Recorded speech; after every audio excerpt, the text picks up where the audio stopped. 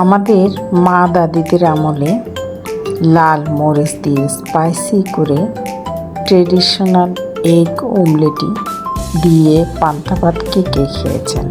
আসুন আজকে আমরা ট্রাই করি। বাটিতে পেঁয়াজ ধনিয়া পাতা কেটে নিয়েছি, লাল মরিচের গুঁড়ো দিয়ে দিলাম, লবণ দিয়ে দিয়েছি, দুটো ডিম দিয়ে ভালো করে হাত দিয়ে কচলিয়ে মেখে নেব।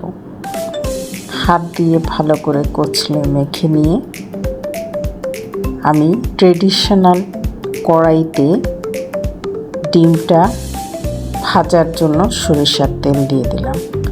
সরিষার তেলটা ভালো করে গরম হয়ে গেলে ডিমটা দিয়ে ট্রেডিশনাল ঢাকনা দিয়ে ঢেকে একটু সময় নিয়ে অমলেটটা ভেজে নেব।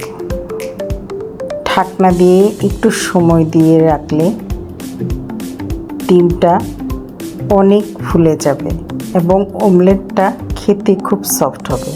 আসুন আমরা পান্তা ভাতের সাথে এনজয় করি।